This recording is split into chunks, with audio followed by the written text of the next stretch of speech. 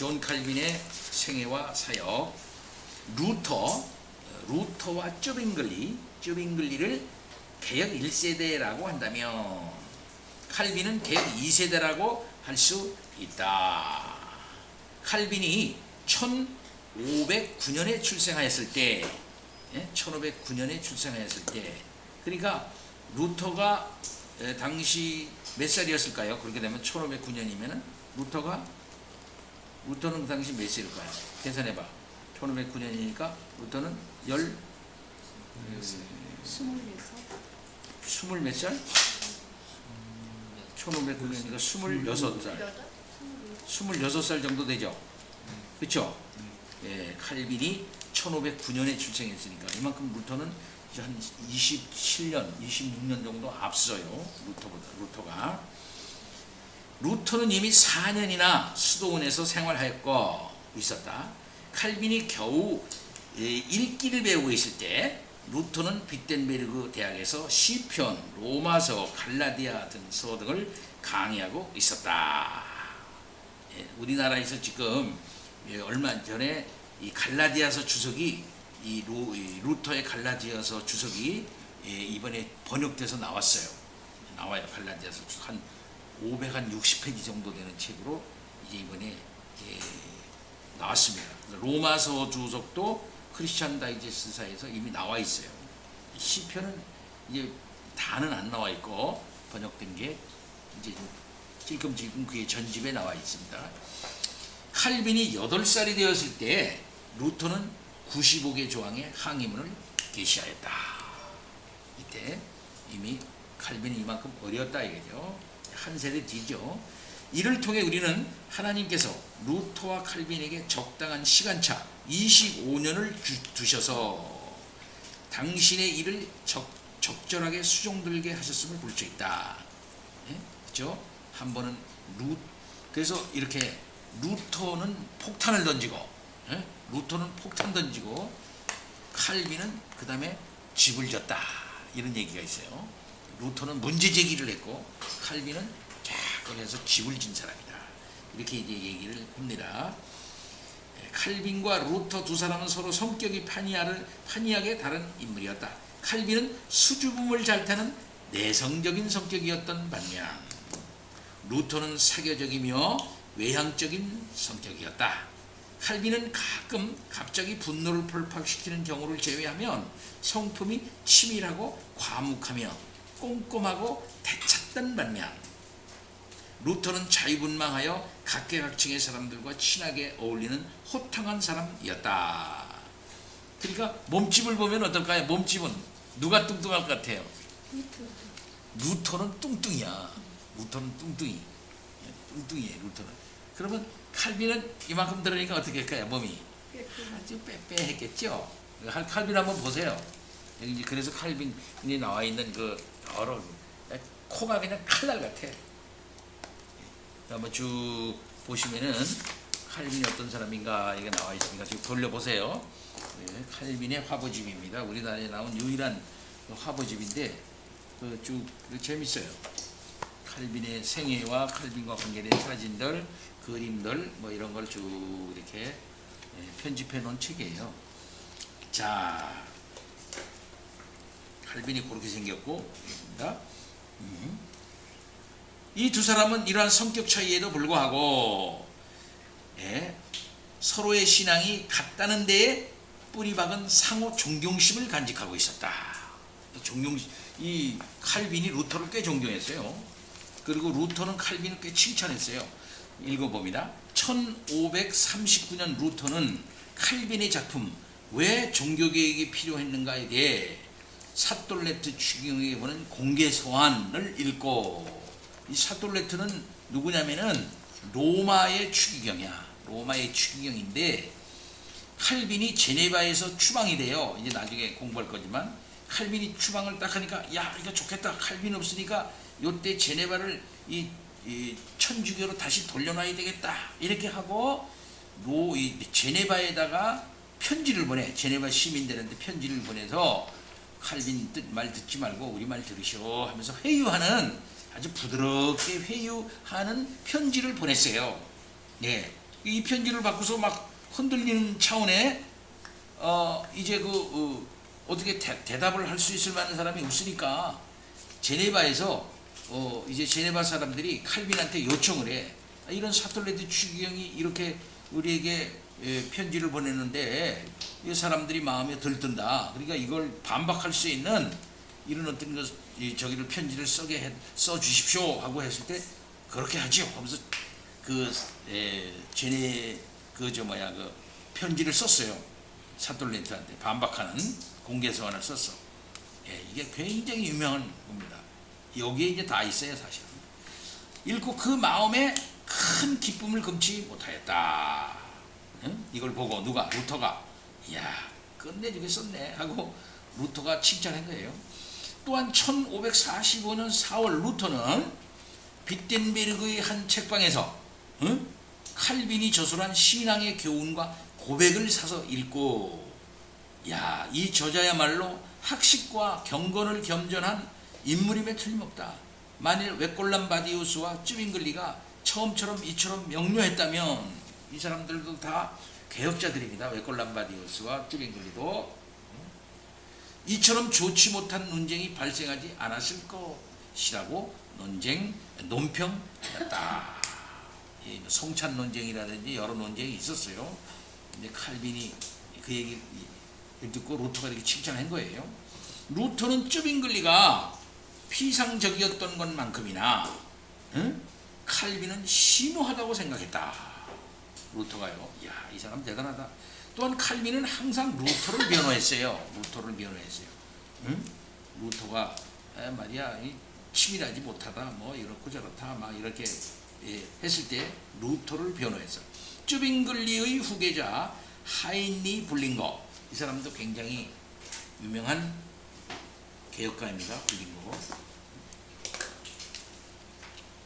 블링거가 늙은 루터를 비난하자 부디 칼빈이 말하길 부디 루터가 얼마나 위대한 인물인가를 기억하시기 바랍니다. 그의 재능이 얼마나 뛰어나며 얼마나 용기 있게 강건하게 유능하게 학식 있게 효과적으로 구원의 교리를 전파하기 위해 적그리 시도를 쳐 부순을 하고 계속 열성을 기울였는가를 보십시오. 나는 이미 여러 번 말한 대로 아래와 같은 입장에 추호도 변함이 없습니다. 만약 그가 나를 가리켜 악마라고 한다 해도 그러나 나는 여전히 그를 존경하고 하나님의 뛰어난 종이라 부르겠습니다. 라는 내용의 편지를 보냈다. 이와 같이 루터와 칼빈은 서로 아끼고 존경하는 사이로 성경을 최종적인 권위로 삼아 교회를 계획하는데 앞장섰다. 그러니까 루터와 칼빈은 이렇게 서로 존경하고 이렇게 서로 이렇게 아끼는 사이였어요. 근데 그래서 칼빈은 어떻게든지 간에 루터와 루터주의자들과 잘 지내려고 노력을 많이 했는데 나중에 갈랐습니다. 칼빈 후계자들과 루터 후계자들. 그래서 루터주의자들이 칼빈주의자를 개혁주의자들 하냐? 그래서 아주 싫어했어요. 그래서 독일에서 이 칼빈주의자들을 핍박을 해요. 독일에서요. 루터란들이. 그래서 루터란들이 어디로 갈까? 아니 참 칼빈주의자들이 어디로 갈까요? 칼빈주의자들이 주로 어디로 가냐면 네덜란드로 다 가버려. 네덜란드. 그래서 네덜란드가 칼빈주의의 아주 본산이 돼버리는 거예요. 그 다음에 이쪽 스트라스버그나 하이델베르그 쪽으로 이렇게 모여. 좀 약간 이렇게. 그래서 하이델베르그, 스트라스버그, 그 다음에 저 네덜란드 그쪽이 약간 변방 지방인데, 여기 지방인데, 그쪽에 개혁주의가 싹트게 되는 겁니다. 자, 출생과 초기 교육. 출생과 초기. 앞부분만 좀 제가 읽고 넘기겠습니다. 칼빈은 몇 살이냐면 1509년에서 1564년까지 산 사람. 몇 살까지 살았을까? 만으로 55세. 우리나라는 부르는 나이면 56세까지 산 사람이야. 우리나라 식으로 말하면 어떨까요? 아주 단명했어요, 사실은. 근데 이때는 55세까지 살면은 56세까지 살면 적게 산 거는 아니야. 이때 제일 많이 죽은 게 뭘게? 패스트로 많이 죽었어요. 이때도요. 패스트로 많이 죽었어요. 많이 죽었어요. 그러니까 그냥 참 많이 죽었습니다.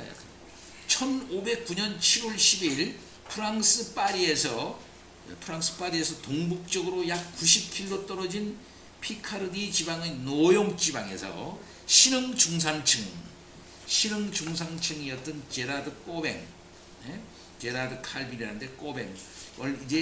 원래 그러면 프랑스 사람이겠죠, 칼빈이. 그래서 이제 요즘 들어서 칼빈이라고 하지 말고 뭐라고 부르라고? 깔뱅이라고 부르라. 깔뱅이라고 해야 된다. 왜 그러면 프랑스 사람이니까 제 이름을 불러야 된다 이거지. 칼빈이라고 부르는 건 영어에서 부르는 거야, 영어. 우리는 영어로 배웠기 때문에 다 칼빈 그러지만 원래 이 사람은 프랑스 사람이란 말이야. 프랑스 사람의 이름을 이러니까 칼뱅이라고 해야 된다. 이렇게 이제 주장하는 사람이 많은데, 그래서 이게 자꾸 정착되고 있어요, 요즘에는요. 그래서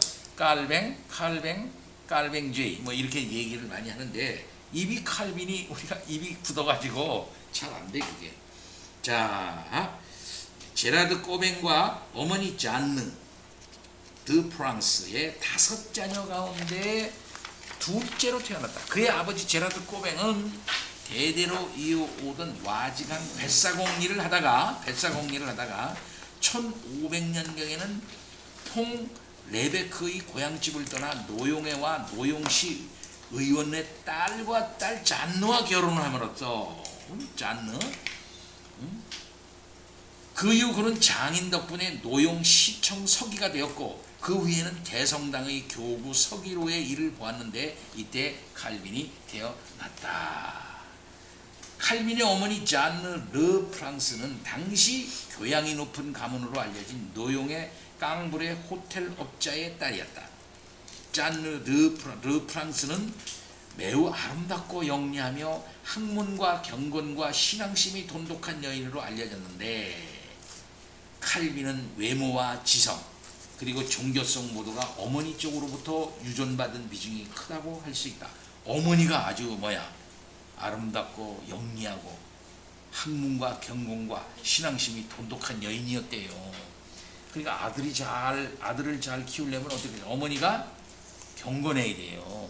어머니가 경건한 어머니가, 이 경건한 어머니를 칼빈은 모시고 있었다. 그렇게 말할 수가 있겠어요. 칼빈의 어머니는 그가 3살 때 세상을 떠났대. 이야, 참. 칼빈은 어머니 없이 아버지의 보살핌과 사랑 가운데 자랐으며 11살 때에는 노용 성당에 있는 라 게진느 체플의 사제 보조직에 임명되는 행운을 얻기도 하였다. 사제 보조. 칼빈은 아버지 덕분에 그 지방 출신의 상류 계급의 자녀들과 접촉할 기회를 가졌는데, 아버지가 시청 서기니까 그들과 친한 친분을 가지게 되었다. 칼빈은 노용에서 그의 형 찰스와 그의 형제 안토니와 함께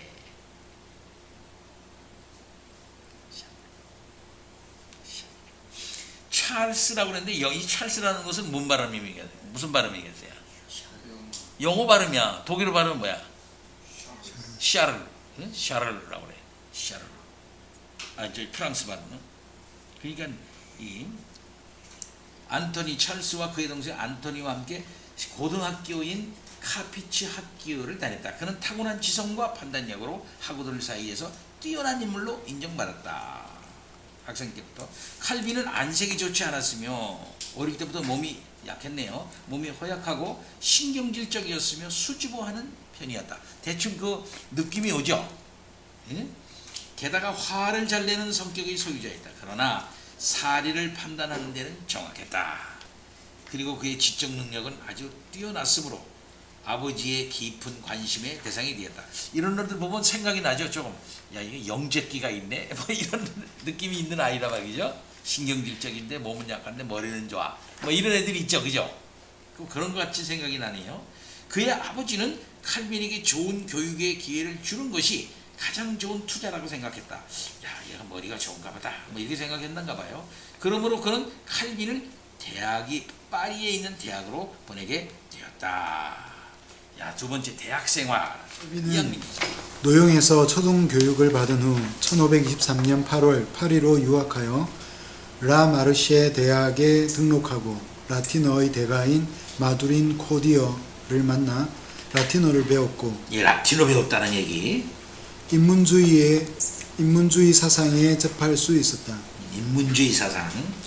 그러나 얼마 뒤 아버지의 강력한 권고로 사제가 되기 위하여 몽테귀 대학으로 전학하여야만 했다.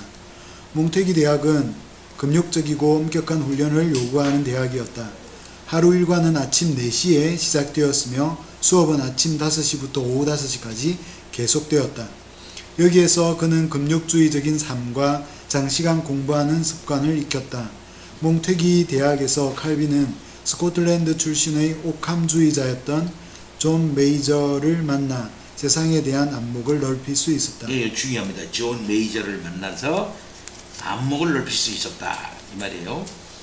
메이저는 대영국사, 복음서 주석과 같은 책을 써서 위클리프, 후스, 루터의 개혁운동을 비판하였는데 이러한 비판은 어린 칼빈으로 하여금 종교개혁에 대하여 관심을 가질 수 있는 계기를 제공하였다.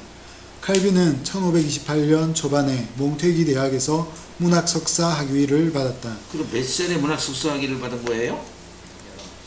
19살 때, 그죠? 19살 때 문학 석사 학위를 받았대. 와, 공부 열심히 했네요. 그래서 칼빈은 몽테귀 대학 생활 동안에 많은 친구들과 교제를 나누었다. 특히 당시 왕의 주치의였던 윌리엄 콥의 아들 니콜라스 콥과 친한 사이였다. 요게 또 중요합니다. 친구 니콜라스 콥. 요 사람과 아주 친분을 가진 게 유명한 거예요. 그래서 그리고 종교개혁의 새로운 사상을 접하게 되었다. 당시에 자크 르 페브르는 바울 서신 주석에서 믿음으로 말미암는 진의 교리를 공공연히 가르침으로 많은 사람의 관심을 끌었다. 칼빈은 당시 신학계에 일고 있던 이런 변화를 간파하고 있었다. 5년간의 대학 생활을 마친 뒤 1528년에 그는 사제 훈련을 위한 다음 단계로서 신학 연구 자격 시험에 통과하였다. 교구 성직록을 받으며 공부한 칼빈은 1528년 초반에 몽테기 대학에서 문학 석사 학위를 받았다. 그러나 그의 아버지는 18세의 아들에게 신학에서 법학으로 전공을 바꿀 것을 요구하였다. 예, 신학에서 법학으로 전공을 바꿉니다. 이는 칼빈의 아버지가 1529년 3월 노용의 참사해와 불편한 관계가 되었을 뿐만 아니라 법조계의 직업이 부와 명성을 얻게 하는데 확실한 보장이 되기 때문이었다. 칼빈은 아버지의 권유를 받아들였다. 효자였던 칼빈은 아버지의 뜻을 따라 법률을 공부하기 위하여 오르레앙 대학으로 전학하여 당시 프랑스 최고의 법학자인 피포 타이잔 문화에서 법학을 공부했다. 칼빈은 오르레앙 대학에서 만난 현실적인 보수주의자 피에르 드레스트왈르 교수에게서 비록 짧은 기간이긴 하나 엄청난 정신적 영향을 받아 고전 문학에 관심을 가지게 되었으며 인문주의 사상에 깊이 빠지게 되었다. 또한 칼빈은 헬라어를 가르치던 멜시오르 볼마르로부터 깊은 영향을 받았다. 칼빈이 볼마르 교수를 얼마나 좋아했는지는 볼마르 교수가 당시 유명한 이태리의 르네상스에 사상적 영향을 끼친 법학자들이 모여있는 부르주 대학으로 점검 갔을 때 거기까지 그를 따라서 학교를 옮긴 것을 보아도 알 수가 있다. 칼빈이 1년 만에 오르레앙 대학에서 부르주 대학으로 전학한 것은 이탈리아의 법학자 안드레아 알키아티의 명성을 듣고 그의 강의를 듣기 위해서이기도 했다. 볼마르 교수는 헬라어를 가르치면서 신약 성서 원문을 가지고 칼빈 등 그의 제자들에게 복음의 진수를 가르쳐 주었다. 그 결과 칼빈은 헬라어 고전은 물론 신약 성경을 원문으로 읽을 수 있게 되었다. 또한 칼빈은 이 부르주 대학에서 언어학, 문학, 고대 문학에 대한 열정을 품게 되었다. 자크르 페브르 교수로부터 종교개혁 사상의 영향을 받기 시작한 청년 칼빈은 볼마르 교수로부터 신약 성경 원문을 배우면서 이러한 사상이 더욱 자라게 되었다. 예, 이렇게 인문주의 사상, 그 다음에 헬라어 원어 강도, 고전 문학 이런 것을 하면서 이 고전을 원문으로 읽을 수 있는 능력을 아주 실력 있게 갖추어갔다 이 말이죠. 젊은 칼빈이. 그러면서 당시 인문주의, 그 다음에는 새롭게 대두되고 있는 종교개혁 사상을 이제 젊은 칼빈이 접하게 되었다 이 말입니다. 그러니까 당시 최고의 학자에게 배운 거예요, 그죠?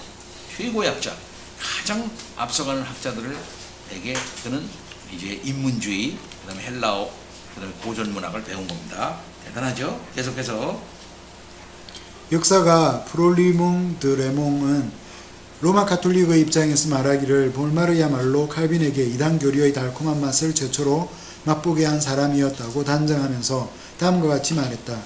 칼빈은 나바르 왕비의 관할지인 부르주에서 멜시오르 볼마르 교수를 만났는데 이는 불행하고도 불운한 만남이었다. 볼마르 교수는 그리스 문학을 강의하는 사람으로서 언어학에서는 매우 박학하고 탁월한 교수였다. 그는 칼빈의 후계자인 데오토르 베자를 이끌어준 사람이었다. 볼마르는 칼빈의 기억력은 매우 탁월했으며 정신력은 활발했고 강사의 의도를 자기 나름대로의 언어로 간단 명료하게 정리해서 표현해낼 줄 알았으며 그것을 다시 더 쉽고 더 아름다운 언어로 정확하게 옮겨놓는데 매우 탁월하고도 섬세한 능력을 소유하고 있었다고 했다. 이 칼빈이 그렇다는 거죠. 이거 누가 칭찬한 겁니까? 볼마르라고 하는 사람을 칭찬한 것인데 이 볼마르를 만난 것이 로마 가톨릭의 입장에서 보면은 잘못된 것이었다 이렇게 말하는 거죠. 그만큼 볼마르는 무슨 사상을 가지고 있었다는 거예요? 인문주의 사상을 갖고 있고 한편 종교개혁 사상을 이제 그에게 주입시킨 사람이다 이렇게 말할 수가 있겠어요. 계속해서 그래서 그를 가까이 두었으며 다른 학생들보다 더 깊이 사랑했다. 하루는 함께 산책을 하는 중 볼마르 교수는 칼빈에게 신학에 헌신하는 것이 어떠냐고 권유했다. 예수 그리스도의 복음을 위하여 유스티니안의 법전을 그만두고 모든 학문 중의 학문이요 학문의 여왕인 신학 공부를 할 것을 권유했으며 볼마르는 또한 그에게 루트교의 비밀 교리에 대해서도 몇 가지 들려주었다. 유스티니안 법전은 뭐냐면 로마의 법전을 말하는 거예요. 로마의 법전. 유스티니안은 로마의 황제입니다. 이 사람은 AD 537년에 황제가 되어가지고 38년간 다스린 동로마 제국의 황제야. 이 사람은 비잔틴 기독교 문화를 발전시켰는데 여러분 보면 소피아 성당 있잖아요. 하기야라는 건 성이라는 뜻입니다. 성 소피아 성당이라고 지금 뭐 이스탄불 콘스탄티노플이죠. 이스탄불에 멋있게 서 있는 그 소피아 성전 있잖아요. 소피아 성당 있는 거. 그거를 지은 사람이야. 그거를. 그러니까 대단한 사람이죠. 노년의 가연설로 이게 전향한 사람입니다. 가연설. 가연설이라는 게 뭡니까? 예수님이 인성을 취하진 아니하시고 그저 인성을 취한 것처럼 보였을 뿐이다. 이렇게 하는 게 가연설자죠. 이 가연설로 기울었던 사람이에요. 유스티니안 황제가. 그래서 로마의 법전을 이 사람이 만들었어. 로마법을 쫙 이렇게 총괄해가지고 탁 해서 펼쳐낸다. 그 전에도 있었지만 그걸 총괄해가지고 냈다 이 말이죠. 루터의 비밀 교리를 몇 가지 들려주었다 그랬으니까 이 볼마르가 개혁 사상을 주입시킨 건 사실이네요. 계속 칼빈이 노용으로 간 후에는 편지로 내왕을 했고 그가 독일로부터 입수한 서적들, 개혁 사상이 담긴 서적들을 보내주었으며 칼빈에게 주님의 교회를 계몽하는 사업을 계속할 것을 부탁했다. 볼마르가 칼빈은 그 위대한 사업 종교개혁 가운데로 자기를 밀어넣었던 사람이 볼마르라고 여러 차례 고백했다. 볼마르 교수의 영향이 이렇게 젊은 칼빈에게 그 길로 가도록 그렇게 한 것을 칼빈 자신도 고백을 하고 있네요. 그러면 이 재용이 조금 더 읽어주세요. 1531년 5월 26일 봄에 칼빈은 법학사 학위를 받고 1532년 1월 오를레앙 대학에서 법학 박사 학위를 받았다. 1532년에 법학 박사 학위를 받았으니까 몇 살 때 받은 거야? 30? 아니다. 23세 그죠? 23세 때 법학 박사 학위를 받았어요. 그죠? 앞에는 문학 석사 학위를 받고 그다음에 다시 법학으로 옮겨가서 법학사 학위를 받고 그죠? 그다음에 법학 박사 학위를 받았어. 그러니까 공부는 제대로 한 거예요, 그죠? 정말 계속. 그 후 법률 공부를 더해서 1535년에 법률 면허증을 받았으나 법학 박사 학위는 끝내 거절하고 받지 아니했다. 그러나 이렇게 갈고 닦은 그의 고도의 법학 지식은 후일에 그가 표현하는 교리의 정확한 언어 구사와 논리 전개에 매우 큰 영향을 끼쳤다고 볼 수 있다. 예, 요거 중요한 겁니다. 그의 법학 공부는 그에게 전혀 그 한 게 아니고 굉장히 중요한 영향을 줍니다. 그게 뭐냐면은 교리의 정확한 언어 구사, 논리 전개, 예? 이런 데 굉장히 영향을 줘요. 그의 법학 지식이. 그래서 1531년 5월 부친이 세상을 떠나 자유롭게 자신의 길을 갈 수 있게 되자 칼빈은 다시 인문주의자가 되기를 꿈꾸면서 파리 왕립대학에 옮겼다. 친구 니콜라스 콥과의 우정을 다지는 한편 페르 당르 교수로부터 고급 헬라어를 거의 완성의 경지에 이르기까지 배우면서 프랑스와 바따블 교수로부터는 히브리어를 배웠다. 이것이 후일 그가 구약과 신약 성경을 주석하는 데 필요한 어학 실력의 기초가 되었다. 예, 이렇게 고급 헬라어, 히브리어를 잘 할 수 있게 되었다. 그래서 넓은 범위에 걸친 그의 인문학의 지식 섭렵의 경지를 두고 귀빠땡 같은 이는 칼빈을 유럽에서 가장 박학다식한 사람이라고 불렀다.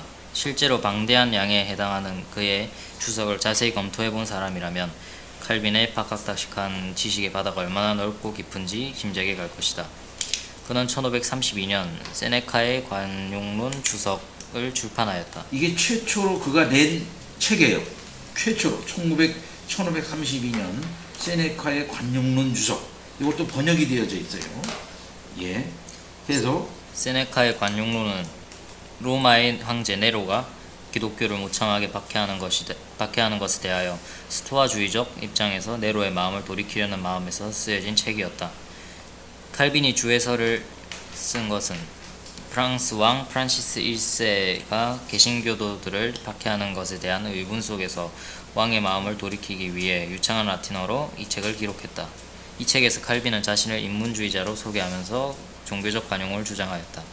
예, 여기 기독교 강요 있잖아요. 우리가 이걸 기독교 강요도 이 프랑스 왕 프란시스 1세에게 바쳐지는 겁니다. 예? 그 뭐야? 우리가 믿는 바는 이런 겁니다. 우리는 이단이 아닙니다. 성경은 성경대로 믿는 겁니다. 우리는 그 교부들과 그 전통을 따르는 겁니다. 우리는 절대 새로운 걸 말하고 있지 않습니다. 이 얘기를 이제 하면서 우리를 비판하지 마십시오 하면서 이제 그 기독교 강요 서문을 써요. 그 서문을 썼을 때 누구에게 바치냐면 프랑시스 1세에게 바치는 거예요. 그러면서 그 프랑시스에 바치면서 헌사를 쫙 쓰는데 거기에 나와요. 그 사람이에요. 계속. 이어 세 가지 종교적인 질문, 곧 이교와 기독교, 미신과 진정한 종교의 차이점이 무엇이며 인간 영혼의 기원과 성격이 무엇이며 하나님의 통치와 인간 통치의 차이점이 무엇인지를 물었다.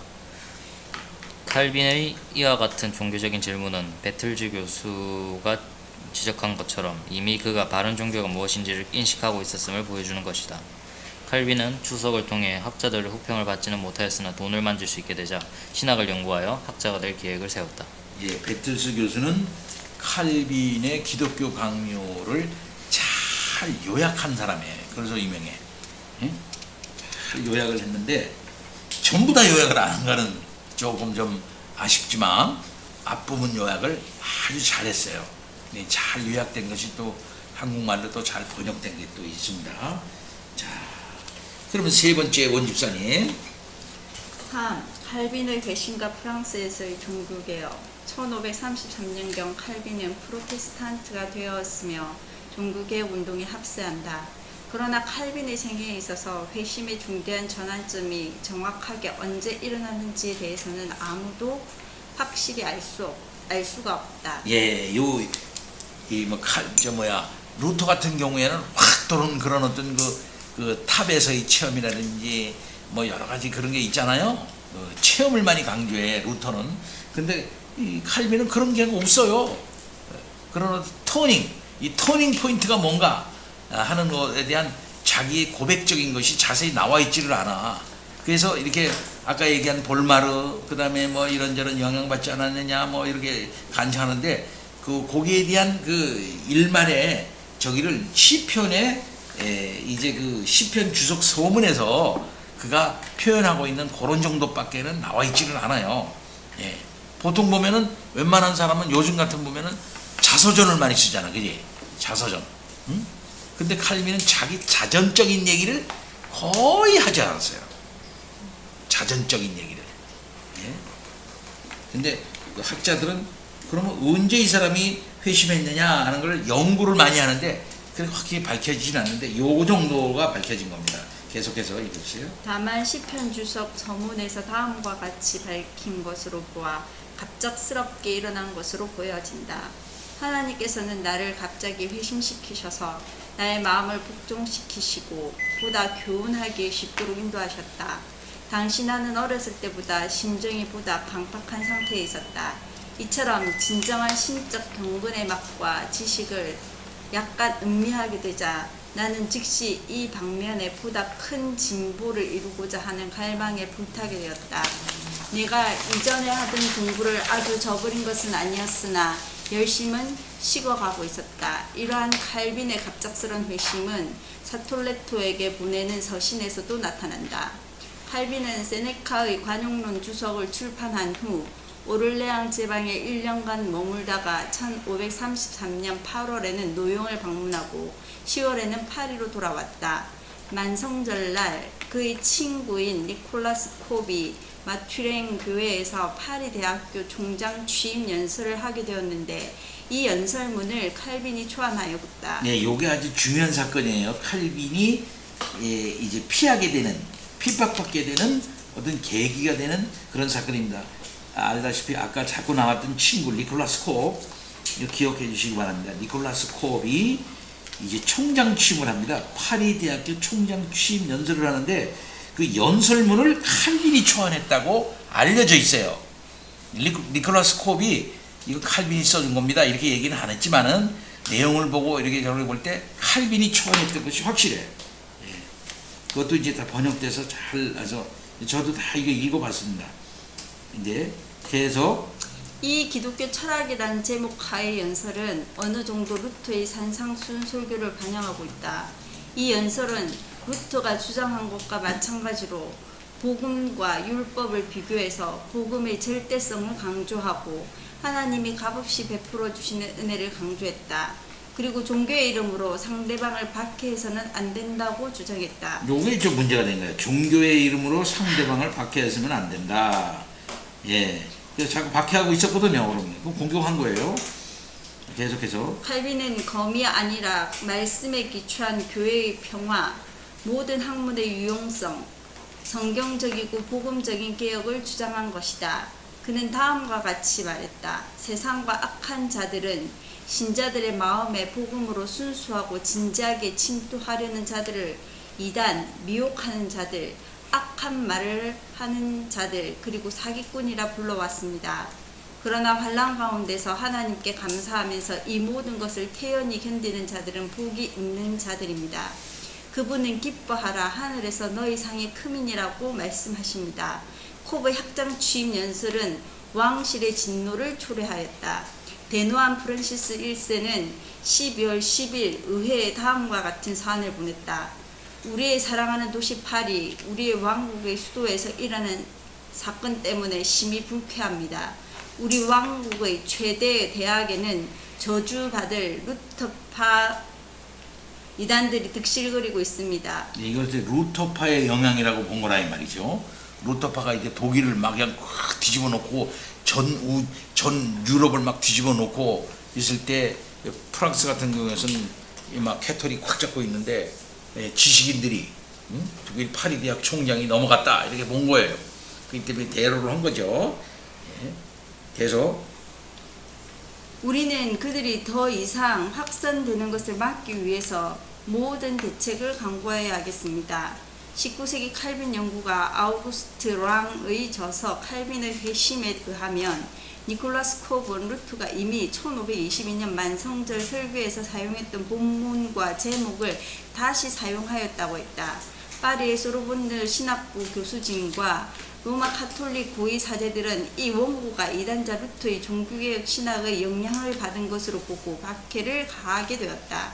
칼빈과 콥은 당국의 소환 명령을 받았다. 소환에 응하면 처형될 것을 짐작한 콥은 바젤로 피신하였고, 칼빈은 경찰들이 갑작스럽게 그의 집을 포위하자 침대포를 꼬아서 옆 빌딩으로 도망한 후 피신한 후 파리 남서부 250일에 있는 앙그레베 250마일이죠. 마일이겠지.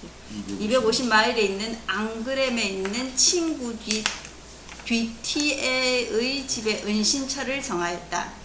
뒤티에의 집에는 4,000여 번의 장소가 있어서 연구하기에는 최적의 장소였다. 칼빈은 이곳에서 계속 연구하면서 그의 불후의 명적 기독교 강의를 체계를 세웠다. 예, 기독교 강의 체계를 피해 있을 때, 1차 피해 있을 때 그 집에서, 뒤띠의 집에서 체계를 세웠다. 어떻게 도망갔냐? 이번에 갑작스럽게 경찰이 포위하자 침대포를 꼬아서 옆 빌딩으로 도망한 후 피신했다. 예? 잡히면 이때 잡히면 죽는 거야 그냥. 예. 근데 그렇게 도망을 한 것이죠. 도망 안 했으면 큰일 날 뻔했죠. 예. 자, 그럼 우리 제이 한번 읽어주세요. 예. 칼빈은 1534년 5월 4일에 노동에 가서 사제직을 반납함으로 공식적으로 로마 교회와 결벽했다. 두 차례나 잠시 동안 투옥당하는 경험을 맛보았으며 파리에도 들르고 오르레안과 포티에르도 방문하였는데 포이티에르 근처의 한 석굴 속에서 최초로 개혁주의 신조에 따른 정창식에 참여하기도 하였다. 이때 판판한 돌을 정창상 대신 사용하였다. 이런 와중에서 또 칼빈은 그의 사촌 로베르 올리베땅이 번역한 프랑스어 성경의 서문을 썼다. 예, 이 아주 좀 중요한 건데, 프랑스어로 성경을 번역했어요. 누가 번역했냐면 칼빈의 사촌 올리베 땅이 번역했어요. 여기에 칼빈이 서문을 썼어요. 예, 계속. 올리베 땅의 성경은 1년 뒤인 1535년 뇌샤텔에서 인쇄되어 출판되었다. 한편 제침 레교로에 의하여 영어 수면설이 널리 유포되기 시작하자 칼빈은 이에 영혼 수면설에 반대하여 1534년 영혼 수면설에 관하여 라는 소책자를 써서 영혼이 천국에서 육체의 부활 때까지 잠자는 것이 아님을 주장하였다. 예, 아나베프티스트 제침례교가 영혼 수면설을 주장하는데 영혼 수면설이 잘못된 것이다. 이렇게 얘기를 하면서 그걸 하는 소책자를 발행했었습니다. 이게 젊은 날이죠, 이때도. 자, 계속해서 그 다음은 우리 하연이. 프랑스 내에서는 날로 긴장이 고조되어 가는 상태였던 차에 마침 발생한 플래카드 사건으로 드디어 문제는 폭발하게 되었다. 1534년 10월 18일 과격파 프로테스트한다 할 때는 항의한다는 뜻이에요. 탄트 하니까 뭐냐면 하는 사람들이란 뜻이야. 그러니까 항의하는 사람들이란 뜻입니다. 프로테스탄트라는 거는. 그러니까 복음주의자들을 말하는 거예요. 당시에는 개혁신앙을 가지고 있는 개신교도들을 프로테스탄트라 그랬어요. 계속해서 그 사람들이 드디어 뭐냐면 현수막 걸고 프랭카드 사건을 막 벽보를 붙이는 일이 생겼다 이게. 계속 교황제 아래서 실시되는 미사의 잘못된 사용에 관한 조문으로 시작되는 벽보들을 파리 및 기타 다른 도시들에 붙이게 되었다. 그중 하나는 안보아즈에 있는 왕궁 안 왕의 침실 문 앞에까지 붙어있는 형편이었다. 왕의 침실 문화까지 붙어 있었대요. 예, 계속. 프란시스 1세는 이 사태를 더욱 극화시켜서 이러한 더러움으로부터 다시 파리시를 정화시킨다는 의미로 촛불을 켜들고 노트르담 사원까지 엄숙한 행렬을 진행하기도 하였다. 또한 주교의 저택에서 벌어진 학년에 참석한 국왕은 자기 영토에서 이러한 해독을 제거시키겠노라고 서약하기도 하였다. 그 후 발생한 일반 대중들의 폭발을 더욱 조장하듯이 수백 명의 프로테스탄트들을 추옥하고 이 중 35명을 화형에 처하였으며 칼빈의 친형제 중 하나를 처형하였고 그 다음해에는 교황 바오로 3세의 마음을 보다 즐겁게 해주기 위해 자기 영토 내의 모든 이단들을 완전 섬멸하겠노라는 칙령을 반포하기도 하였다. 그들에 대한 박해 이유는 로마 교회의 미사와 교리 그리고 상직자에 대한 비난 때문이었다. 칼빈도 결국 망명자로 프랑스를 떠날 수밖에 없었다. 예, 이러한 아주 그 지독한 박해로 말미암아 그는 이제 프랑스를 떠나서 망명자로 이게 살아갈 수밖에 없게 되었습니다. 자, 이렇게 하면서 실상 프랑스에서는 그 위군호가 발생하는 거죠. 위군호들이 바로 이 개혁주의자들이에요. 그러면서 이제 프랑스의 위군호들과 그 다음에 프랑스 천주교들 사이에 엄청난 이제 그 사건이 발생하게 되는 겁니다. 무지무지한 사건들. 예? 프랑스 위군호들이 무지무지 많이 죽죠. 그런 일이 발생해서 거기서 이제 엄청난 또 이게 역동적인 역사가 이제 있어요. 예. 자, 이렇게 해서 칼빈은 제네바 활동이 시작되게 되는 계기가 되는 것입니다. 자, 네 번째, 기독교 강요 출판 베이스님. 1535년 1월 칼빈은 스위스 바젤로 가서 친구인 콥을 만났다. 그리고 뒤티에의 서재에서 쓰기 시작한 프랑스 당국에 의해 고난받는 신앙의 형제들을 위한 교리문답서요. 그리스도인의 실상을 왕에게 밝히는 변증서인 기독교 강요의 탈고를 서둘러 1535년 8월 23일에 완성했다. 이때 그의 나이 26세였다. 1536년 3월 바젤의 인쇄업자 토마소 플래터는 칼빈의 기독교 강요를 출판하였다. 1536년 3월 바젤에서 라틴어로 출판된 기독교 강요 초판은 모두 6장으로 구성되어 있다. 1장 율법, 2장 신조, 2장 신조 문제, 3장 기도, 4장 성례, 5장 다른 성례들, 6장 기독교인의 자유. 칼빈은 기독교 강요 초판을 발행하면서 이 책의 저술 동기를 우선 주님께서 보실 때에 너무나도 값진 내 동생의 죽음의 의미를 의롭지 못한 자들 앞에서 옹호하며 또한 똑같은 위협이 수많은 사람들 앞에 놓여 있으므로 이들의 슬픔과 안타까움을 위로하기 위해서라고 밝히고 있다. 예, 그 원래 맨 앞에 있을 때 그 뭐라고 썼어요? 프랑스 당국에 의해 고난받는 신앙의 형제들을 위한 교리문답서, 그리스도인의 실상을 왕에게 밝히는 변증서다, 이렇게 써 있죠. 그죠? 기독교 강요 쓰는 기독교 강요가 뭐다 하고 얘기할 때 이렇게 저기를 붙인 겁니다. 그렇죠? 근데 이 초판이 번역이 되어 있어요. 한국말로 잘 번역이 되어져 있습니다. 이런 초판도 다 갖고 있는 게 좋겠죠? 읽고 여기에서 이제 점점 이제 덧붙여 나가. 그러니까 몇 살 때 썼다고요? 26세 때 쓰고, 네?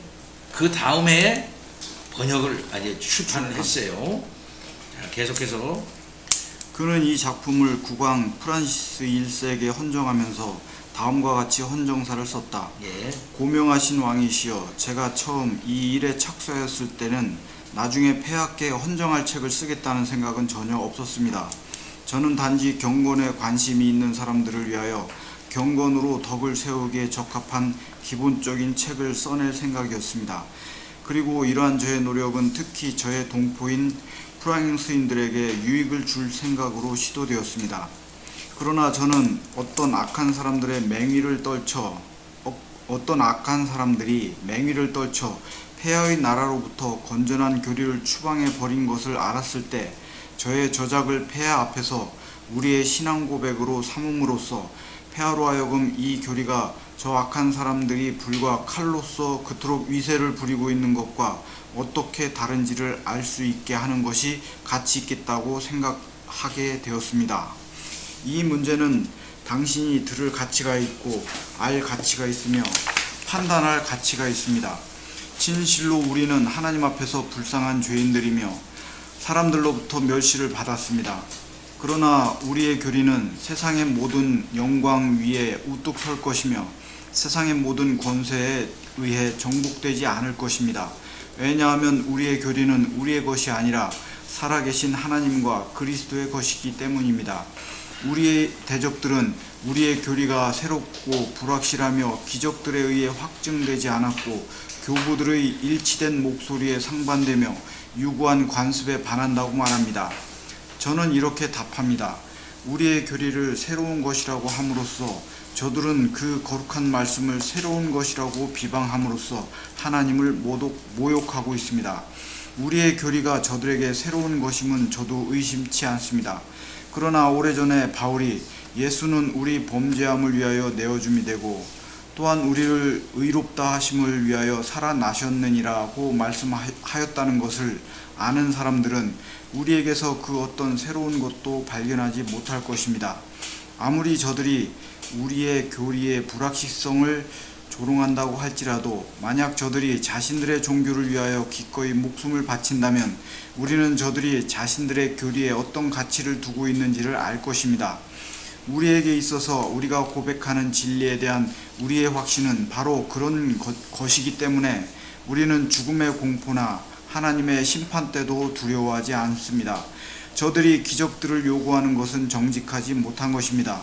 왜냐하면 우리는 새로운 복음을 만들어내고 있는 것이 아니라 그리스도와 그의 사도들의 온갖 기적들에 의해 확증된 복음을 굳게 붙잡고 있는 것이기 때문입니다. 우리를 옛 교부들과 대립시키는 것은 마치 교부들이 우리의 대적들의 악한 행위를 선동하기라도 한 듯이 말하는 것으로서 중상모략을 하고 있는 것입니다. 또한 저들의 관습에 호소하는 것도 아무 소용이 없습니다. 사실 만약 인간의 판단이 언제나 옳다면 선한 사람들은 이전의 관습들을 마땅히 따라야 할 것입니다. 그러나 그와는 반대로 다수가 더 나은 길을 선택한다는 보장이 없음에도 다수에 의해 행해지는 것은 이내 관습으로서의 권위를 획득하게 되는 것이 보통입니다. 저들은 우리에게 우리가 이단이거나 교회가 여러 세대 동안 죽어 있었다는 것 중에 하나를 선택하라고 강요함으로써 우리를 궁지에 몰아넣으려고 하지만 그런 것은 우리에게 많은 괴로움이 되지 않습니다. 끝으로 저들이 우리의 교리의 전파에 의해 야기되었다고 주장하며 비위에 거슬리게 소동들과 분란들을 열거하는 행위에는 전혀 공정성이 결여되어 있다는 것입니다. 왕이시여, 다시 폐하께 말씀드리오니 우리의 대적들이 이른바 새로운 복음은 단지 폭동을 선동하고 악을 방종되게 행하게 하는 것이 목적이라고 넌지시 얘기하는 말에 동요되지 마십시오. 우리의 하나님은 분열이 아니라 화평을 가져오는 분이십니다. 그리고 하나님의 아들은 죄를 행하시는 분이 아닙니다. 왜냐하면 그분은 마귀의 일을 멸하기 위하여 오셨기 때문입니다. 그리고 우리는 하나님의 은혜로 말미암아 복음 안에서 진보를 이루었기 때문에 우리의 삶은 순결, 관용, 자비, 절제, 인내, 중용을 비롯한 모든 미덕의 본보기로서 우리를 중상모략하는 자들을 섬길 것입니다. 칼빈은 이 책을 출판하면서 신변 보호 차원에서 자신의 이름 대신 마르티누스 루카니우스라는 가명을 사용하였다. 초판에는 가명으로 한 거예요. 그죠? 다른 이름. 뭡니까? 마르티누스 루카니우스라고 이렇게 얘기를 이름을 붙여서 가명으로 얘기를 했습니다. 그러니까 프랑스 1세에게 바쳐지고 프랑스 1세기는 우리의 교리는 주님의 교리이며 바울과 일치하고 교부와 일치하고 이게 그 다음에는 카톨릭 사람들의 공격은 일리 없습니다. 일고의 가치도 없다. 이렇게 얘기를 하면서 이제 자기들을 변호하고 있는 그런 거다 이렇게 말할 수가 있습니다. 그러니까 뭡니까? 결국은 그리스도인의 그 믿는 바를 왕에게 얘기하면서 분명한 신앙을 밝히는 변증서다 이렇게도 말할 수가 있는 거예요. 자, 그럼 조금 더 제네바에 오기까지의 칼빈 5번 원집사님.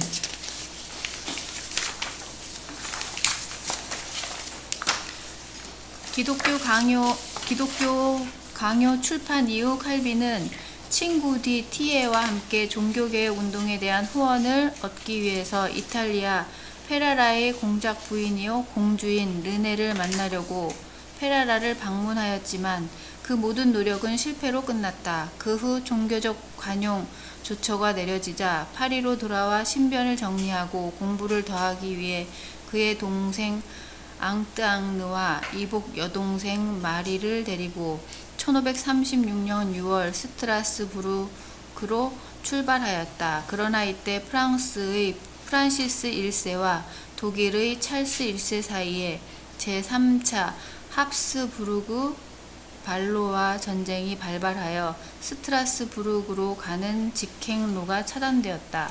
그러므로 제네바를 거쳐 가는 우회 도로를 택하여 1536년 7월에 제네바에 도착했다. 예, 스트라스부르크로 가려고 그랬단 말이에요. 스트라스부르크는 프랑스하고 이제 독일의 접경 지역에 있어요. 이렇게. 그리고 거기는 스트라스부르크니까 뭡니까? 이 프랑스의 가깝지만 독일령이야, 독일. 그러니까 그쪽에 많은 개혁주의자들과 이래서 피해오고 있었다 이 말이죠. 이 사람들이 스트라스부르크에. 그러니까 글로 가려고 그랬던 것이에요, 사실. 그래서 조용한 생활을 하려고 그러면 헬라로 갔는데 거기가 전쟁이 일어나가지고 프랑스하고 독일하고 전쟁이 일어나고 글로 갈 수가 없었다 이 말이에요. 그러니까 제네바를 통해서 이렇게 스트라스부르크로 우회해가지고 이렇게 가려고 그랬는데 거기서 누구를 만나는 겁니까? 제네바에서. 하룻밤 딱 자고 가려고 그러는데 하룻밤 딱 제네바에서 하룻밤 딱 자고 빨리 스트라스부르크로 가려고 그러는데 거기에서 용케 누구를 만나는 거예요? 그 무서운 파레를 만나는 거야, 거기서. 그러면서 그의 인생이 확 바뀌는 거예요. 자, 계속해서 엄지사님. 칼빈은 제네바에 머문다는 소식을 티에로로부터 들은 제네바의 개혁자 파렐이 칼빈을 찾아와 제네바 개혁의 동참을 권유했다. 그러나 칼빈은 학문 연구에 몰두하려는 자신의 계획을 피력하였다. 그러나 파렐은 다음과 같이 버럭 화를 내며 소리쳤다. 나는 전능하신 하나님의 이름으로 당신의 학문 연구가 하나의 구실에 불과하다고 선언하오. 만약 당신이 이 주님의 사역을 거부한다면 하나님은 당신을 저주할 것이오. 결국 칼빈은 그의 설득을 받아들였다. 나중에 칼빈은 그날 밤의 경험을 다음과 같이 고백했다.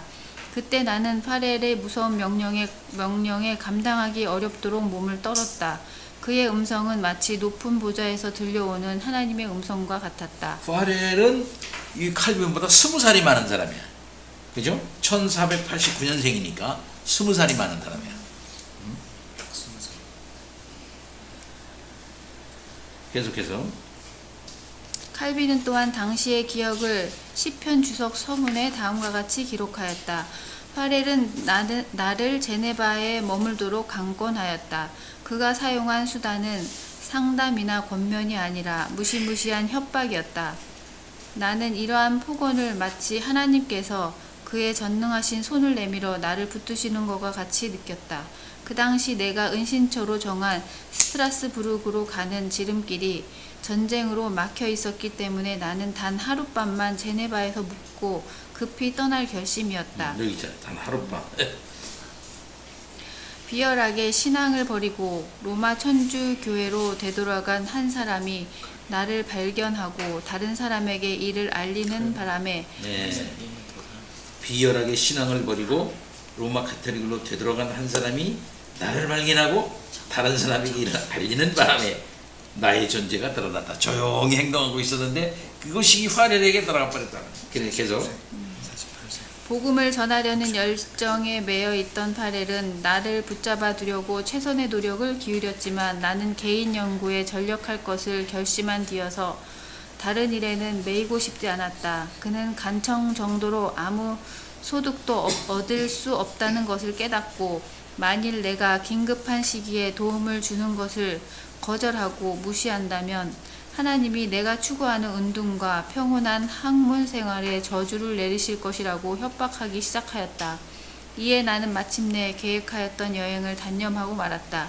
이와 같이 칼빈은 화렐의 강권에 의하여 스트라스부르크로 가는 계획을 단념하고 제네바에 정착하였다. 이때 화렐을 안 만났더라면 그는 스트라스부르크 가서 그저 그의 성격에 맞게 조용하고 그저 평온한 학문 연구의 삶을 살았을 것이다 이 말이에요. 근데 이미 그는 기독교 강요를 써서 그 기독교 강요가 이미 막 공전의 대히트를 치고 있었던 때였거든요.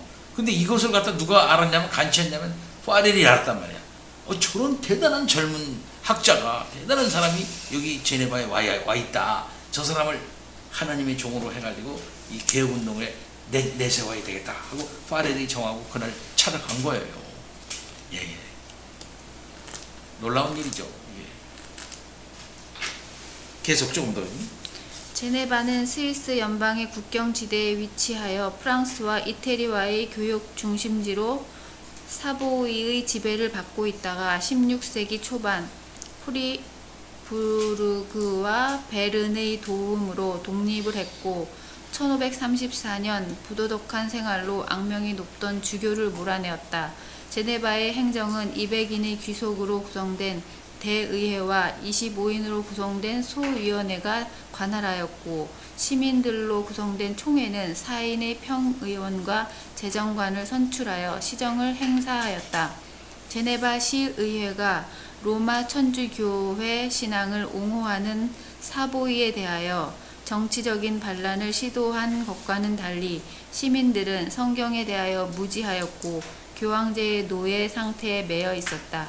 이러한 상황에서 화렐의 설교를 통하여 제네바 개혁운동이 시작되었다. 지금은 스위스지만은 스위스가 막 산으로 막 둘러싸여 있고 막 이렇게 하려니까 도시 중심에 베른, 스위스, 쭈리 뭐 이런 중요한 스위스 그 도시 중심의 그런 그 국가였단 말이죠. 도시 국가처럼 이렇게 돼 있었단 말이죠. 통합적인 저기가 없었다 이 말이에요. 이때 도시마다 조금씩 성격이 달라. 베른이 다르고 쭈리가 다르고 그 제네바가 다르고 이랬다 이 말이에요. 그래서 시의회가 이걸 주도하고 있었던 것이죠.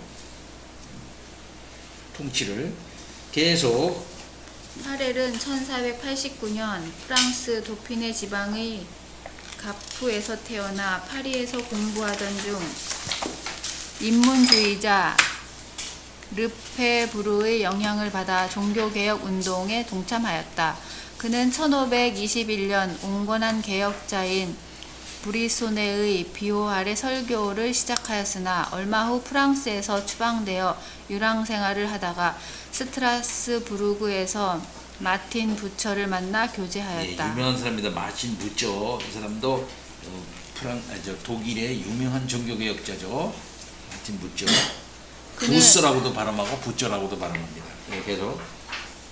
그는 1532년경부터 제네바에 와서 개혁 운동을 전개하였다. 제네바에 도착한 화렐은 제네바 시민들이 예전에 들어보지 못했던 격렬한 설교를 감행했기 때문에 도리어 시민들의 감정에 자극을 주게 되어 하마터면 생명까지 빼앗길 뻔했지만 불행 중 다행히도 친구들과 같이 제네바시를 떠날 수 있었다. 화렐은 일단 퇴거했다가 베른에 있는 친구 프로망을 제네바시에 파송하였으나 그도 실패하고 말았다. 이와 같은 실패의 원인은 당시 제네바 시민들이 개혁신앙의 참 뜻을 체득하지 못했기 때문이었다. 그럼에도 희망적인 것은 화렐의 설교에 공감하는 사람들의 수가 증가하고 있다는 것이었다. 화렐은 이에 힘을 얻어 프로망과 함께 다시 제네바로 향하였고 1534년 3월 1일 제네바시 당국으로부터 설교권을 얻기에 이르렀다. 파렐, 올리베탄, 젊은 안톤 프로망 등은 제네바 속에서 설교 및 선정 공세를 통해 그 분위기를 일신시키고자 하였다. 이미 운이 다했다고 할 수 있는 주교 측에서 제네바를 공격하기 시작하였을 때에 그는 제네바시가 자유와 안보를 위해 투쟁과 복음주의적 사상 사이에 연합을 이룰 수 있는 계기를 마련해 준 것이나 마찬가지였다. 1535년 6월 장기간 계속된 교리 논쟁을 통해 파렐과 비레는 무능한 카톨릭 측의 대변자들을 물리치고 중앙 성당을 비롯한 여러 교회들을 과감하게 차지하였다. 성상 파괴론자들은 교회당의 스테인드 글라스 유리창을 부수고 성자들의 조각들을 우물 속에 빠뜨려 버렸다. 당시에는 이런 일이 많이 있었죠. 개혁하면서 성상, 교회에 있었던 파이프 올간 이런 걸 다 갖다 막 부셔버리고 막 그랬다 이 말이에요. 예, 성상 파괴론자들. 근데 사실상 이제 개혁주의자들이 다 그렇게 했어요. 그래서 교회 안에 있는 이제 성상들, 파이프 올간들 다 이런 걸 다 그냥 다 부셔버리고 빼버리고 교회를 깨끗하게 다. 그 당시에는 교회당이 뭐였냐면 무덤들이 많았어요. 무덤들. 뭐 추기경의 무덤, 뭐 무슨 왕의 무슨 뭐 귀족의 무덤. 제가 저 유럽에 뭐 얼마 많이 뭐가 있었지만 북부 유럽에 좀 가서 여행을 해봤는데 그냥 큰 성당이 다 무덤이더만. 무덤이야 다. 그 안에 교회 안에 관이 있어요. 이렇게 관, 멋있는 관이 그 앞에 불 피어져 있고 다 이렇게. 그러면 성당이니까 여기서 죽으면 바로 천당 간다고 생각하는 거예요. 네. 그러니까 지금도 여러분 뭐 웨스트민스터 그 어베이, 그러니까 영국의 그 영국 교회 앵글리칸 처치의 영국 교회의 그 주된 성당 저기가 그 웨스트민스터 채플 아니에요? 웨스트민스터 어베이 아니에요? 죽으면 어디로 갑니까? 귀족들이나 뭐 왕이 죽으면 그 성당 안에 죽는 거 바닥에. 성당이잖아. 성당 바닥에 다 무덤에 밑에 거기 유명한 시인, 영국의 유명한 시인 T.S. 엘리오트도 있잖아. T.S. 엘리오트 같은 유명한 시인도 활동은 어디서는 미국에서 했어요. 그리고 마지막 죽기 전에 영국 갔거든요. 거기서 죽었어요. 죽고 난 다음에 T.S. 엘리오트도 웨스트민스터 그 성당의 그 바닥에 거기에 묻혔어요. 그러니까 교회가 여기서 누구 드시면 이렇게 T.S. 엘리오트 옛날 이렇게 교회 밑바닥이다. 성당이 무덤이야 무덤. 거기다 죽으면 그 밑에다 묻는 거야. 이렇게.